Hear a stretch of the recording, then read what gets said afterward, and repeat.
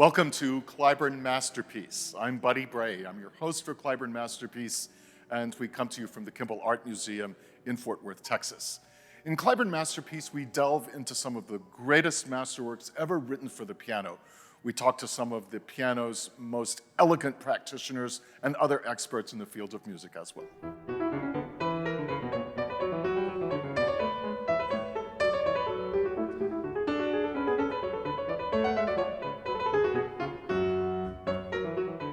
On this episode of Cliburn Masterpiece, we look at music of Johann Sebastian Bach, his French Overture in B minor, BWV 831. We'll talk to conductor and early music specialist Nicholas McGegan about why Bach composed all these suites of dances for keyboard, and then we'll talk to our own 2005 Silver Medalist Joyce Yang about what it's like to play a Bach suite in the heat of competition. Here's our conversation with Joyce Yang and Nicholas McGegan.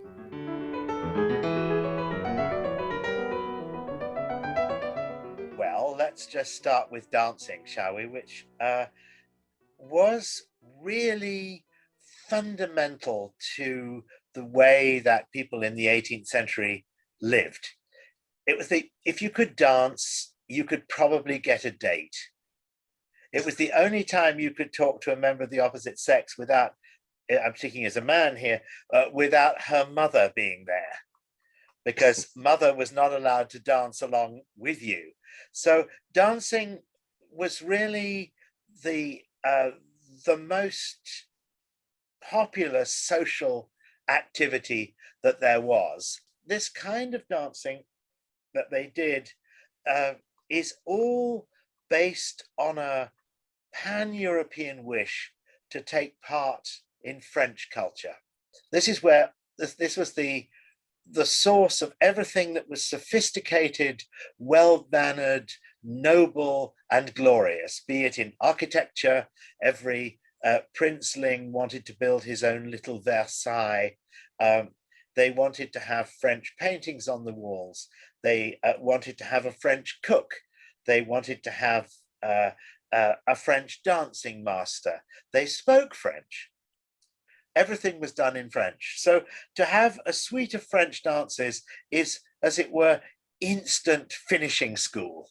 It's instant good manners. And to know how to do these dances, and the suite in B minor, which is a particularly good example of the keyboard versions of these, contains a whole sequence of these dances. In trying to recreate them, these dances, the courant, bourrée, were they difficult to dance? Yes, in a sense that there were, just as there are in the music, there are basic formulas, basic tunes, if you like, and then there are ornaments. Mm-hmm. And so whereas you have in a dance, for example, you have a set of steps, you also had hand gestures that you could do, which could be increasingly elaborate. And people would notice that. You have a simple version, and then you could add twiddles and ornaments and encrust it in all kinds of goodies.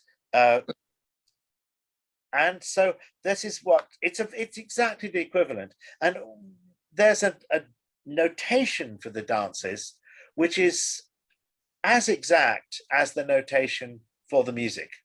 In public performance, there is really nobody, having worked with you twice now, there is nobody like you for making music dance. Because it gives you a slightly different way of playing them. It shows you, first of all, tempos. It gives you a sense of the bounce of the dance in much the same way as if you were playing a waltz and then you see people, you're playing a waltz for people who are waltzing. You get the lilt in a different way. You get much more of it.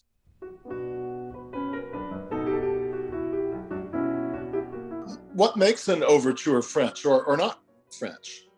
The term overture in the 18th century often means these suites, as we would call them, the orchestral suites, were called overtures.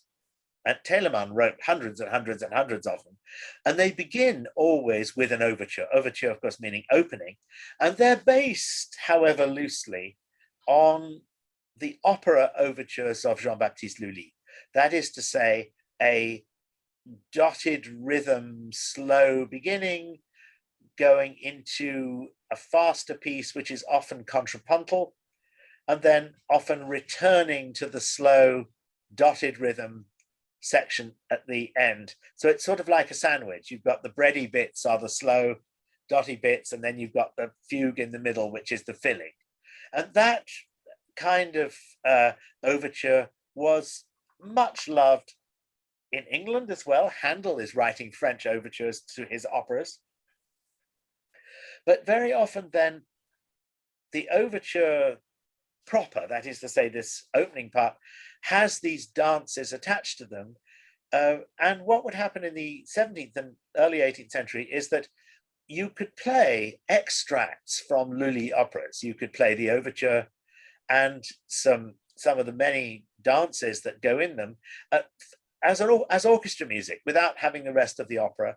And you could play those for places and parties where orchestra music was needed. And that's not necessarily a concert, but for musical or city, town, social events, weddings, what's better than to have these at home? And of course, most people didn't live in palaces, and there was no radio. There were very often no public concerts. There weren't concert halls in the same way as we know them now. So you made music at home.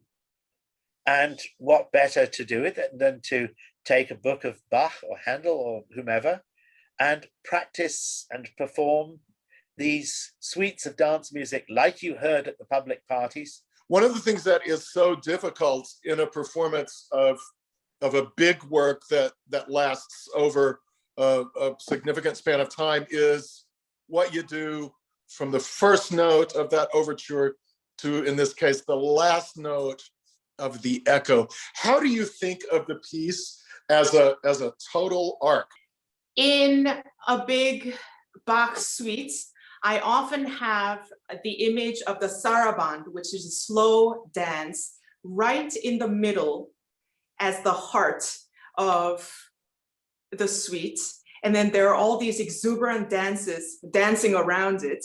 And we have, in this piece in particular, we have the very sort of stately and majestic B minor French overture that starts and that takes off to a more exciting place. And then we really visit very innovative, creative little dances that are all based in B minor, with exception for little moments where we visit the land of the major.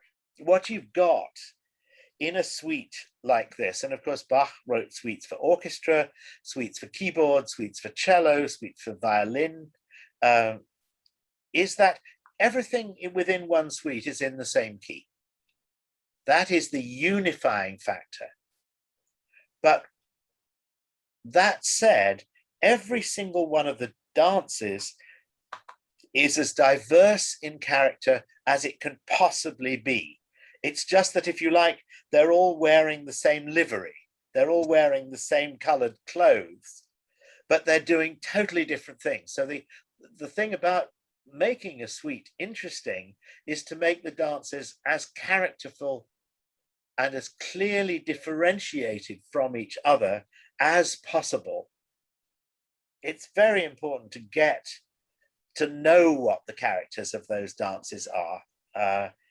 There is some history to them. I mean, for example, the gavotte comes from a place called Gavot, believe it or not, which is in southwestern France. And bourrées, I think, come from Brittany.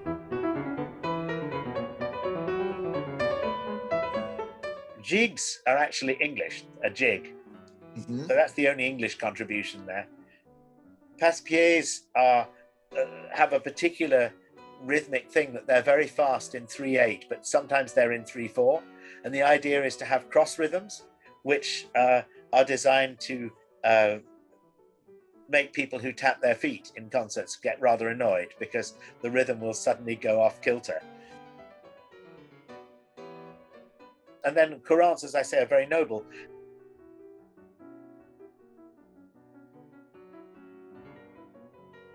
And you've got dances that are peasant dances, as it were, like the bourrée, noble dances like the chorales, sexy dances like the saraband. The saraband comes from Spain, I believe, and was considered so lascivious that it was banned by the Vatican, which of course ensured its popularity.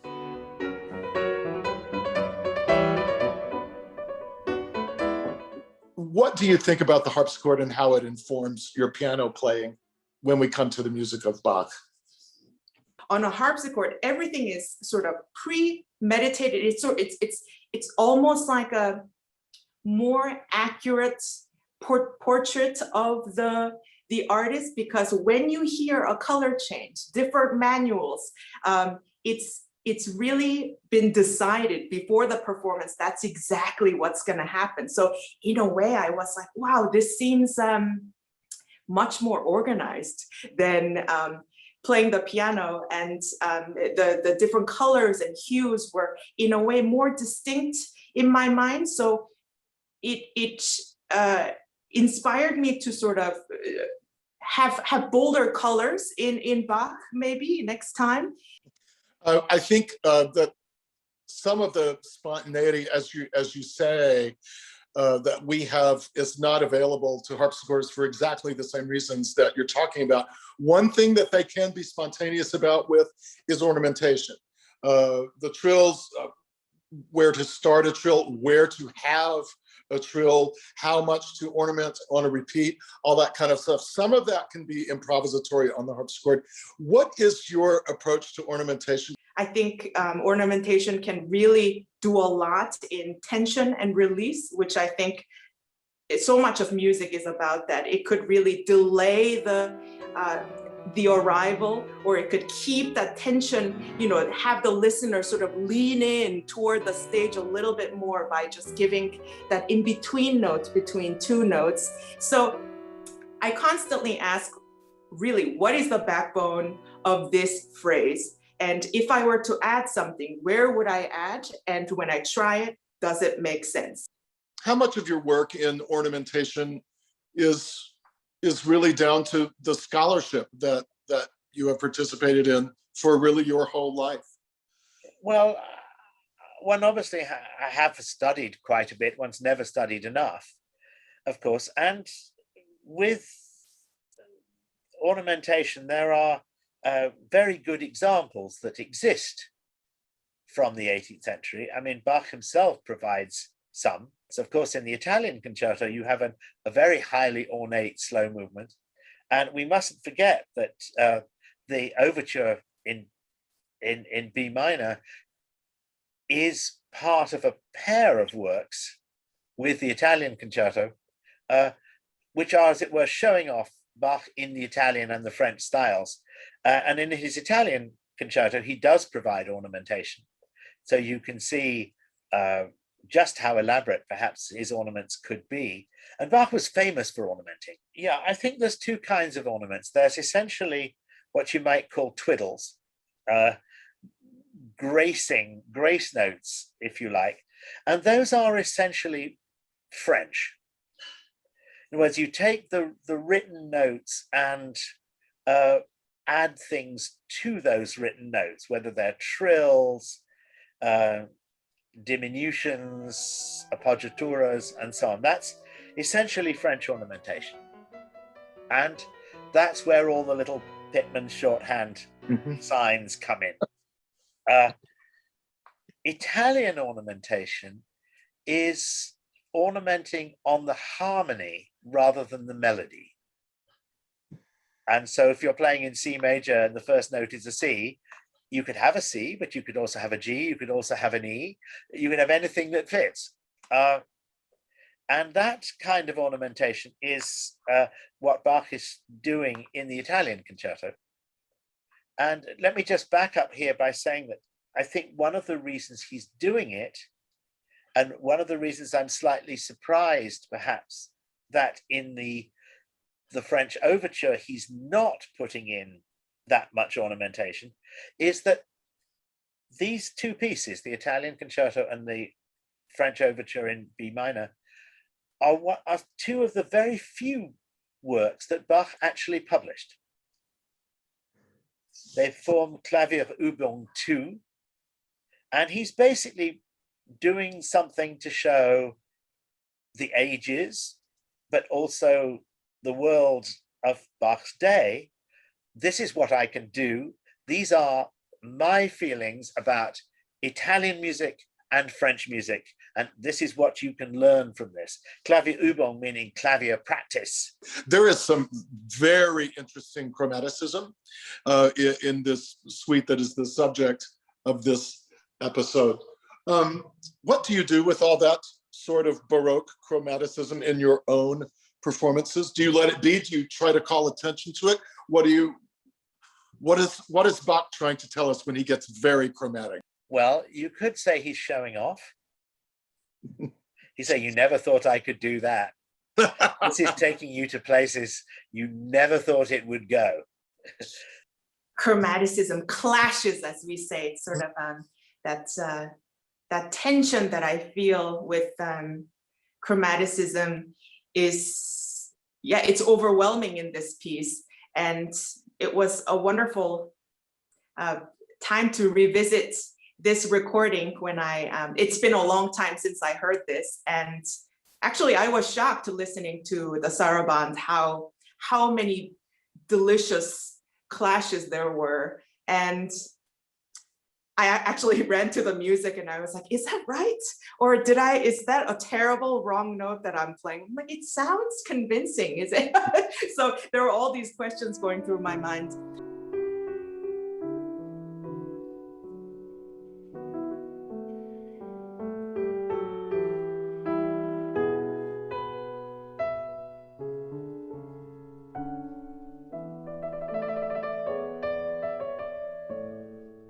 The forms of these dances are all very straightforward. They're basically in two parts, and some of them, of course, have, like the gavottes and the passe-pieds and the bourrées are in pairs. But essentially, you always know where you are in the beat. You know you're in the first section, you're in the second section, you're in the trio or whatever. And so he has to have other ways to make you raise your eyebrows. And one of the ways he can do this, of course, is to go off the rails very slightly if you want to leave a safe territory harmonically, and then land you back in a way that is perhaps very surprising. I feel that with this piece, the chromaticism is so important because the whole thing's in B minor, and we keep sort of getting sucked back to this same key, but within it, we try to, sort of do this to the boundaries. We're constantly trying to break out of it and find expressiveness within this world of B minor. And I think chromaticism in different movements definitely takes that, each edge to its new heights, and there's so many amazing things that happen, and it almost feels like a modern composition, in quotes. Of course, our palates are very jaded in the post-Schoenberg era. We don't find these things as surprising as an 18th century audience would have done. And it's, one might think, that someone might have thought that Bach had suddenly discovered pot.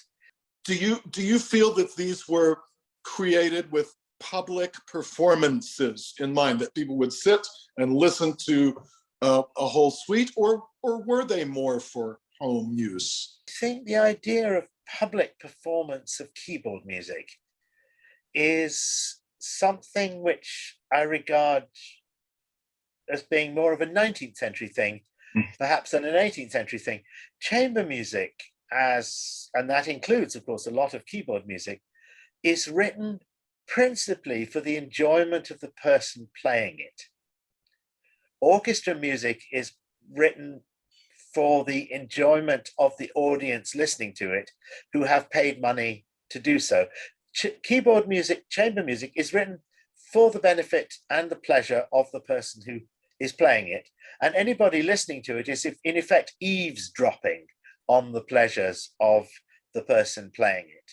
I think it was a very dramatic statement for me to walk into the Cliburn competition and have my first 30 minutes of presenting myself in front of the world with this extraordinary piece by Bach. I think I was very brave to do that. I don't know if I would do that at this time. It's very daring. And I think when it comes to Bach, everyone has a specific idea as to what Bach should sound like.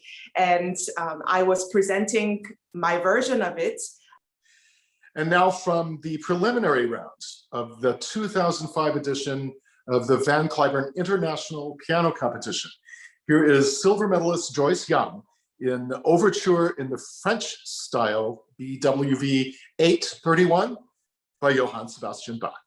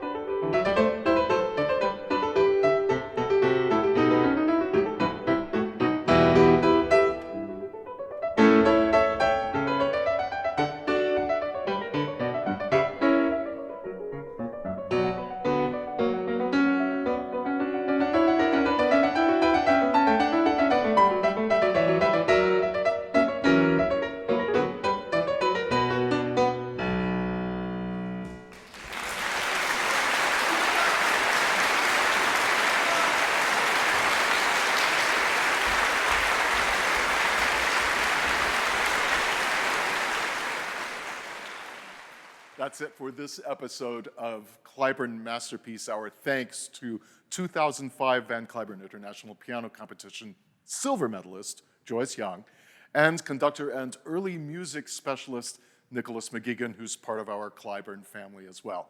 As always, our thanks to the Kimball Art Museum for hosting us. I'm Buddy Bray. Thanks so much for watching Cliburn Masterpiece.